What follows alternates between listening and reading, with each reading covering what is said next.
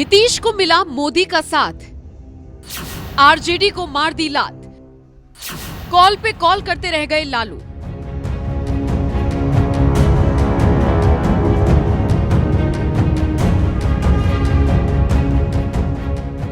ठिठुरती ठंड के बीच बिहार का सियासी पारा एक बार फिर से बढ़ गया है। माना जा रहा है कि अगले कुछ घंटों में बिहार से कोई बहुत बड़ी खबर निकलकर सामने आ सकती है जो नीतीश और बीजेपी के साथ को पुख्ता तौर पर जगजाहिर कर देगी। अगर ऐसा होता है तो ये 9वां मौका होगा जब नीतीश बिहार के सीएम की कुर्सी पर विराजमान होंगे। वो बात अलग है कि इस बार उनका साथी फिर से बदल चुका होगा।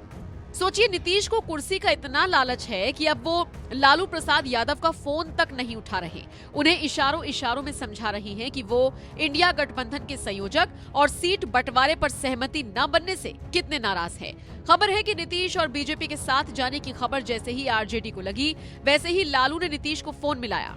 एक बार नहीं बल्कि 5 कॉल किए, लेकिन नीतीश ने उनसे बात करने से साफ इनकार कर दिया। यानी नीतीश जेडीयू और बीजेपी के साथ गठबंधन करके फिर से सीएम की कुर्सी पर काबिज होना चाहते हैं। बताया जा रहा है कि गठबंधन सरकार अगर बनती है तो उप मुख्यमंत्री पिछली बार की तरह सुशील मोदी को ही बनाया जाएगा। नीतीश एनडीए के साथ जाने का औपचारिक ऐलान कब तक करेंगे ये तो वक्त ही बताएगा, लेकिन इंडिया गठबंधन से अलग होने का वो मन बना चुके हैं, ये साफ है। अब देखिए ना, हाल ही में पटना राजभवन में एक ऑफिशियल कार्यक्रम हुआ। यहाँ पर नीतीश के साथ अशोक चौधरी नजर आए, लेकिन तेजस्वी गायब थे। तेजस्वी को कार्यक्रम में जाना था, लेकिन उनके नाम की पर्ची हटा दी गई।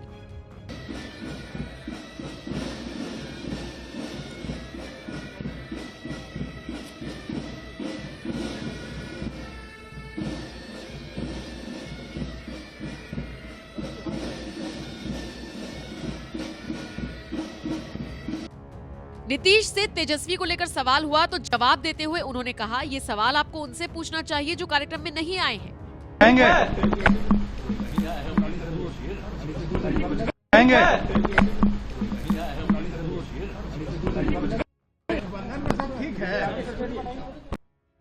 बताया जा रहा है कि बिहार में जो खेल बिगड़ा है वो कांग्रेस की वजह से बिगड़ा है। कांग्रेस के साथ सुलह करने के मूड में अब नीतीश नहीं है।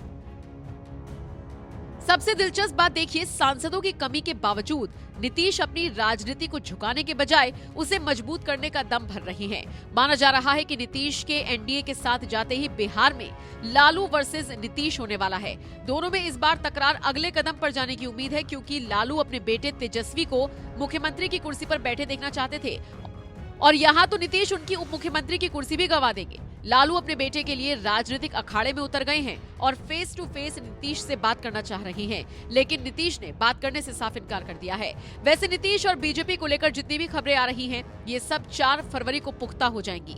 दरअसल 4 फरवरी को पीएम मोदी को बेतिया में रैली करनी है, जहां पर सीएम नीतीश खुद पीएम मोदी का स्वागत करेंगे और उनकी आवभगत भी करेंगे।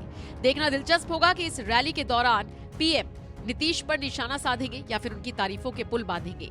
बता दें आपको, ये वही बेतिया वाली रैली है जिसे पिछले कुछ वक्त से बार-बार पोस्टपोन किया जा रहा था, लेकिन अब इसी रैली और जनसभा के बाद बहुत हद तक तस्वीर साफ हो जाएगी। फिलहाल आप नीतीश की इस पलटीबाजी पर क्या राय रखते हैं, कमेंट करके जरूर बताएं।